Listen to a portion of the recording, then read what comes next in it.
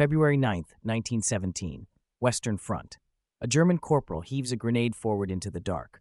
A fuse hisses. Then the concussive thud in a tight trench, the sound corrugated iron makes when it learns about shock. 7 bodies flatten. 1 man moves. 11 traverses. 20 minutes. 15 meters of ground. A statistic that reads small and sounds impossible. He shouldn't be doing this. Not as written, not as approved. But the paper war is behind the front line, and this fight is measured in fuses, steps, and breath. 3 minutes later, the first traverse is gone. The trench is a lurching line of right-angle teeth. Each tooth, a traverse, blocks bullets but traps men. On a quiet map, the zigzag looks like engineering. Under flares, it's a saw that eats time. To clear it, you work tooth by tooth, and tooth by tooth will get you killed if your supply runs slower than your enemy's fear.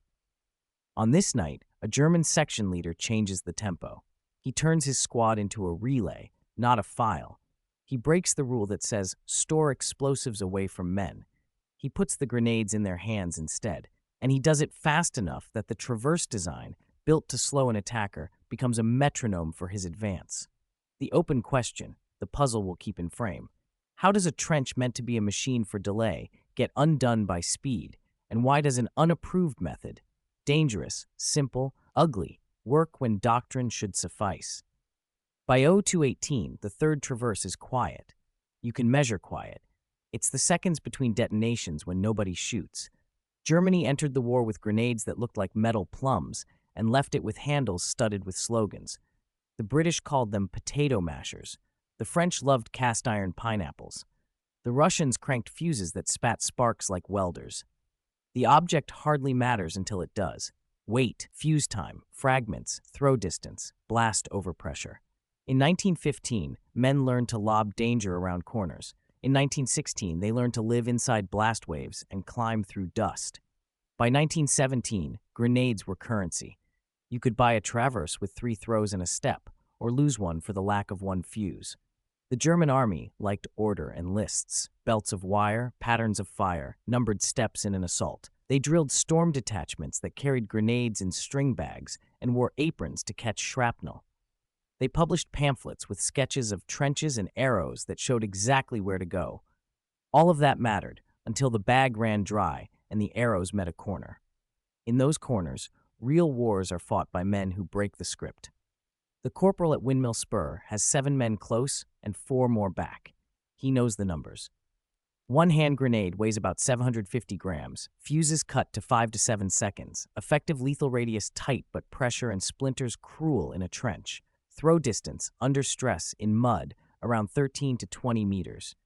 But you don't throw for distance here. You place, you roll, you bounce, you listen to the fuse spit and you count to 2. 1001. 1000.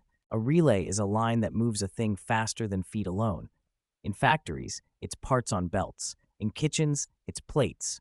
In a trench, it's grenades. 1 man at the dump, 2 moving stock forward, 1 lighting fuses, 1 throwing, 2 covering, 1 knife ready for what crawls through smoke and survives.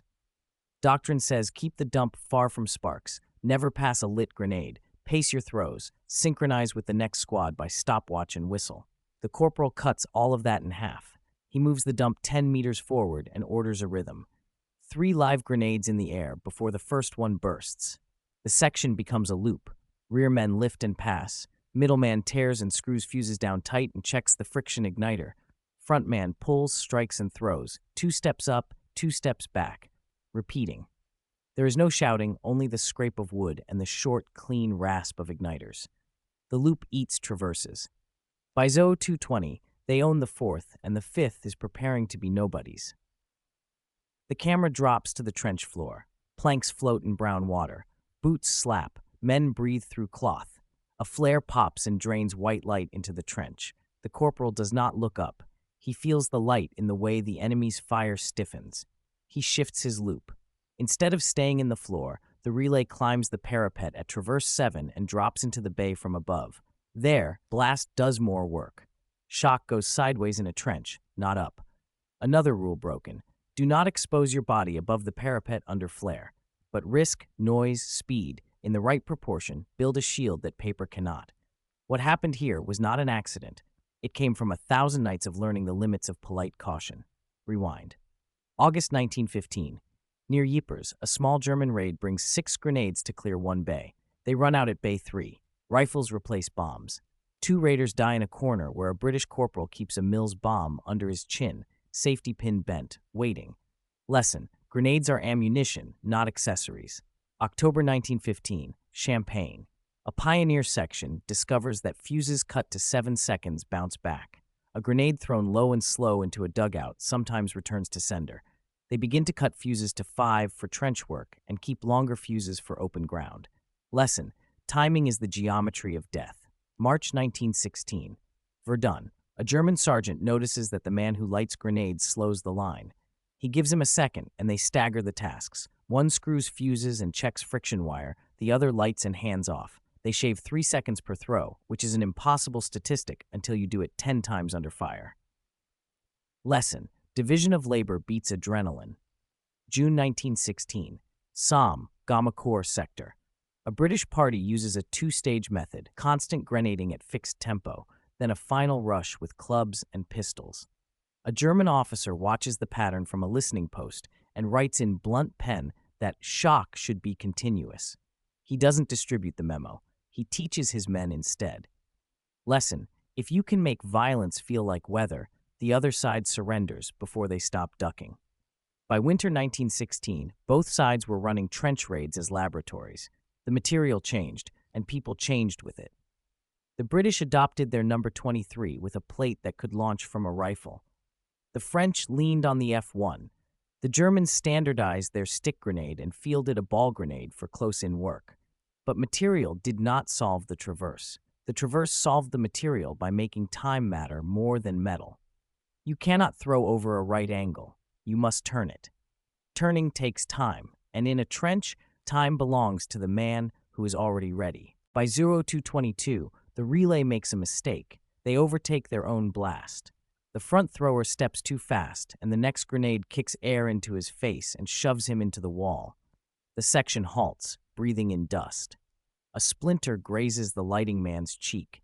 He does not wipe the blood because his hands smell like explosive paste and friction compound. You don't rub that into a wound if you want the hand to work. The numbers tell a different story than courage.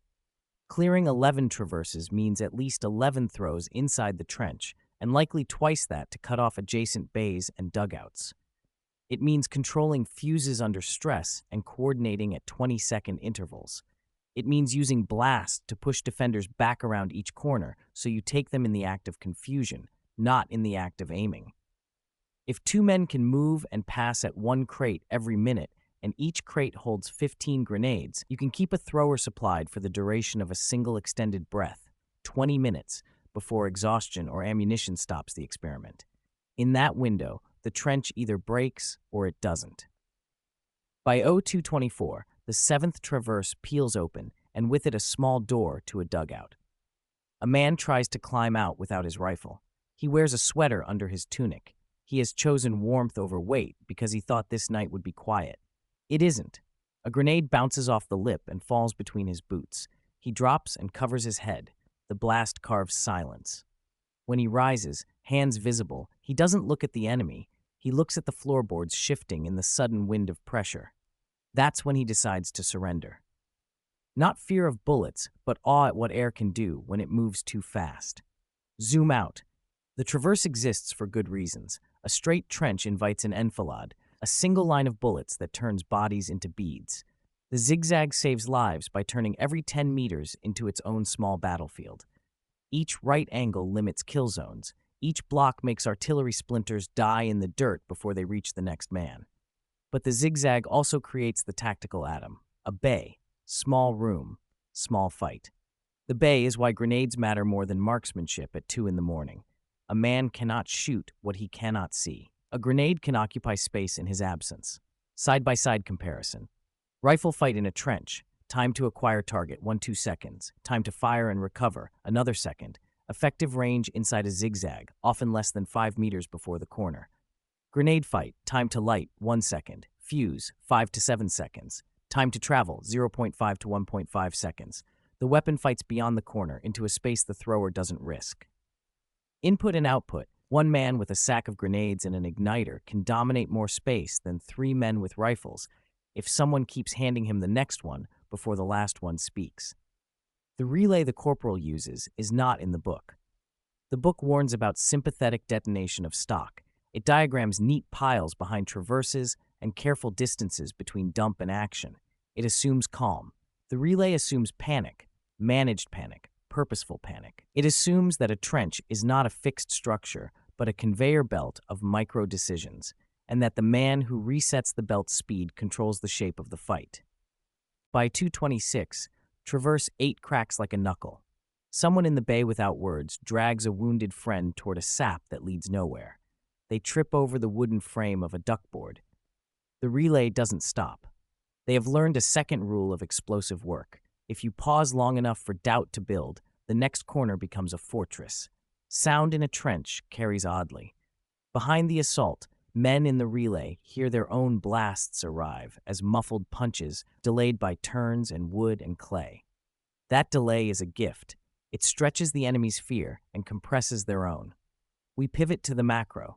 How armies taught men to do this. German storm detachments in 1917 were small and lean, built around grenadiers and sappers, with bayonet men as finishers and a few light machine guns as mobile anchors.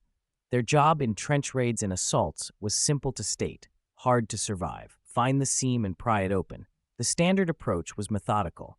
Crush each traverse with grenades, finish with cold steel, mark the captured bay with a signal, and pull supporting sections forward to hold. The approval chain liked plans that fit forms. Unapproved methods, the relay, the forward grenade dump, the decision to throw into bays at a tempo beyond control, looked like inviting disaster. Why does the relay work? Because in a trench, the most precious asset isn't bravery, it's continuity. If a defender can insert one action, one shot, one throw, one shout between your throws, he reboots the fight. If he can't, he capitulates to a machine he can neither see nor time. The relay creates continuity.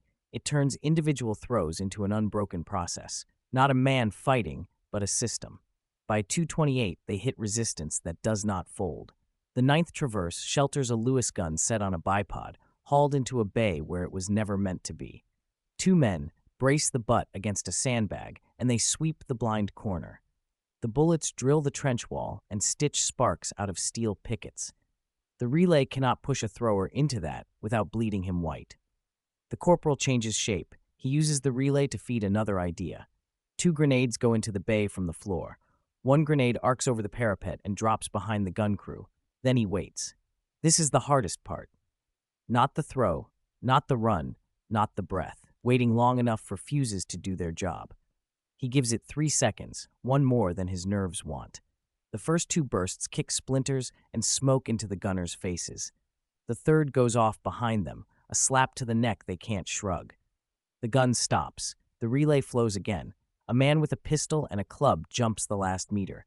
He doesn't need to fire. Both gunners are coughing with mouths open and hands up. Their faces are gray with dust, eyes blown wide, but seeing nothing. A doctrine point emerges. Grenades are not simply for killing, they are for choreography. They move people, friends and enemies, where you need them to be. They make space. In a traverse fight, your unit is a plug that fills a shape as it moves. The relay ensures the plug never empties. Flashback. September 1916. A German after-action note from the Somme records that grenade carriers often wait behind cover until called, with the result that tempo is lost precisely when the enemy recovers. A captain scribbles in the margin, "Make the carrier the bravest man, not the strongest." It catches on, not in print, in practice. By 2:31, the 10th Traverse. They can smell damp wool and scorched earth. Those smells mean men. They also mean fatigue. 20 minutes is a sprint in trench time, arms numb, hands raw. The lighting man's fingers are cut from string and knurl. The thrower's shoulder feels like a hinge filled with gravel, but the loop is real now. You can feel a process pushing you. The rear men lift crates that weigh less each minute. They joke without words. The easiest job at the end is the one that was hardest at the start. The 11th Traverse is not a fight. It is a decision. The defenders have counted too many blasts, and the number is a message. You are not in a duel. You are in a factory. They leave two men bleeding in a corner and run for a communication trench. The relay's front man sees the movement and does something that proves this method's edge and its limit. He throws a grenade not into the bay, but into the mouth of the comm trench, cutting off escape with noise rather than steel. It works. The men stop, raise hands. It also tells the next line down the comm trench that an assault is coming, because sound travels faster than orders, and echo is a courier. By 2:32, the relay has done it. 11 traverses, 20 minutes. A captured segment of line that exists because of speed, not superiority in numbers. They have taken prisoners, cleared bays, broken a machine designed to slow them into a sequence meant to rush them. They have also broken rules that exist to prevent catastrophe. They are alive because the catastrophe didn't happen this time, because fuses didn't pre-ignite in the dump, because a tossed grenade didn't strike a crate and do what crates full of explosives do when struck by thrown explosives. The corporal knows this, and he files it where men who survive file such things, under next time, maybe. The camera punches out to the map again, lines bend, names move, Beaumont Hamel, Miramont, Serre. The raid's gains are measured in yards and in memory. In yards, it is little. In memory, it is everything, because memory teaches. And here is the reveal that reframes the night. The relay is not simply improvisation. It is an answer to a deeper failure in trench assaults that both sides discovered, the failure of synchronization. Coordination by whistle and watch breaks in the dirt. Communications lag. Flare signals get misread. When you align units by time instead of supply, your plan dies the first time a fuse burns fast or a man trips. The relay aligns by supply. It is not about matching H-hour across a sector. It is about matching the speed of a throw to the speed of a pass. It trains the smallest meaningful unit, the 5 to 8 men who can see each other's hands, to operate as a continuous mechanism. The night's success isn't a betrayal of doctrine.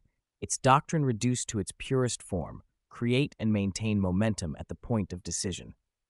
Before, the manuals imagined control as a horizontal sheet laid over a battlefield, simultaneous shifts across a line. After, the lesson points vertical, stack control inside a single section until the section becomes its own clock. The relay is a clock that strikes every 5 seconds. We resolve backward, that opening pencil behind the corporal's ear, not a film flourish. He really carried one, because he kept scratch marks on the inside of a crate to track fuses he distrusted. He'd notch when he found a slow burner twice in a batch. He taught his men that if one fuse lied, its neighbors might too. He clustered fuses from the same packet and spaced them in the throwing sequence to avoid 2 slow ones in a row. He did supply chain quality control in a trench at night because failure there is measured in blood. Small human action, vast machine implied. Consequences unfold across time. In spring 1917, German assault practice grows more granular. Storm sections work with more autonomy. Grenade carrying becomes a skill valued as much as marksmanship. Training films show 2 men feeding 1. Assaults start with a flood and turn into a drip of grenades. Steady, steady, steady. The British and French adapt in their own way. Deepen traverses, add wire nets to catch thrown bombs, shift dugout entrances away from base centers, brace firing steps so they don't collapse under blast. They also innovate a reverse relay. Defenders keep bucket brigades of bombs in recesses, pulling forward to meet assaults with equal tempo. But the contrast grows sharper at scale. On open ground, mass and artillery decide. In a trench, microsystems do. In a trench, 11 traverses taken in 20 minutes break a local defense more thoroughly than a day of shelling that leaves every corner intact for the first man who rounds it. The method leaks out of raids into the big battles. At Messines, at the Chemin des Dames, at the storm assaults of 1918, you can feel the beat: suppress with blast, take with speed, hold with machine gun, move the stock forward, never let the loop go dry.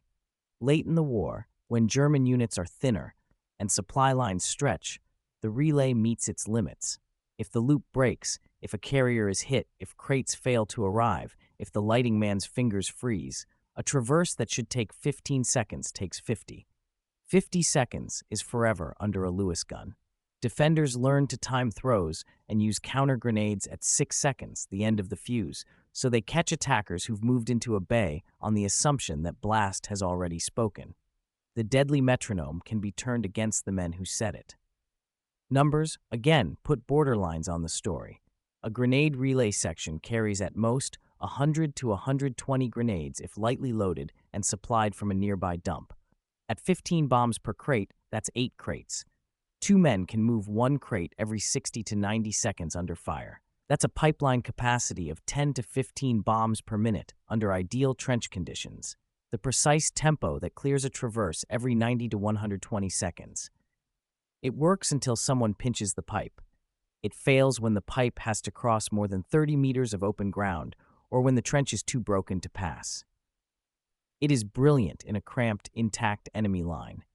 It is brittle across shell-plowed moonscapes. But within its zone, it is devastating. Listen to the men afterward. They do not describe heroics. They describe boring things made tense. I kept my hands moving. I looked only at the next corner. I didn't count my own throws. I counted the fuses. A British prisoner remembers the sound more than the sight. It wasn't a battle. It was hammering.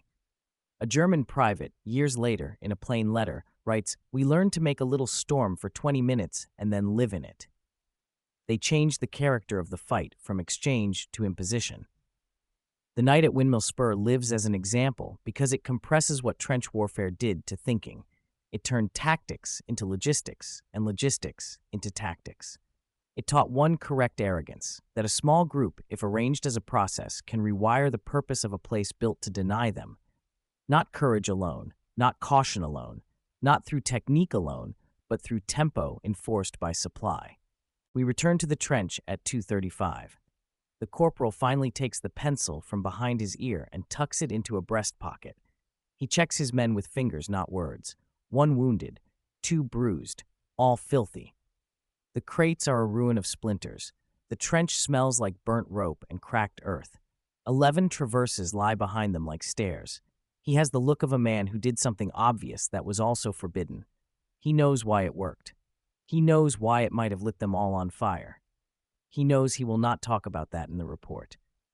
In the weeks that follow, the company's training cadence shifts. Men rehearse the relay under no fire. They pace it with a metronome, a pocket watch held high, and they argue about seconds like theologians. Instructors learn to punish hesitation at the handoff more than sloppy throwing, because the handoff is the heartbeat. They move grenade dumps forward in staged leaps. They detail 2 men to do nothing but uncrate and lay out fuses in precise rows, hands clean, movements repetitive, not exciting but decisive. The unit's identity changes. It is no longer good with bombs. It is good with speed. What does the relay say about the war? That the battlefield had become a place where systems mattered as much as souls. That the men who survived were the ones who turned risk into rhythm. That doctrine was a scaffold, not a cage, and that the best ideas looked like insubordination for about 20 minutes before they became the new normal. That even in mud and wire, the decisive margin might be the difference between a 5-second fuse and a 6-second fuse, multiplied by the number of hands in the chain. Small deltas, large outcomes. The story closes not with a bang, but with a silence you can measure. After the last blast, there's a pause before anyone dares make a human sound. In that pause, the trench is just a ditch again. The relay has ended. The line will harden around this gained segment by dawn. New sandbags, new wire, new traverses. The machine rebuilds itself. The men sleep sitting up. The universal takeaway is as blunt as a crate. Success in trenches was not through brilliance at the bayonet, but through disciplined delivery of shock. Not through single acts of valor, but through a continuous act of supply. Not through the perfect plan, but through a process that kept its own time when all other clocks failed. 11 traverses, 20 minutes. A number small enough to ignore on the scale of the Western Front, large enough to matter in the only place where men lived or died, the next corner. The pencil goes back behind the ear. The camera holds on the grain of wood, the smudge of graphite. 1 line, 1 loop, 1 dangerous unapproved idea that turned a defensive shape into the shortest possible distance between 2 points. Then, nothing, only the sound of boots, receding.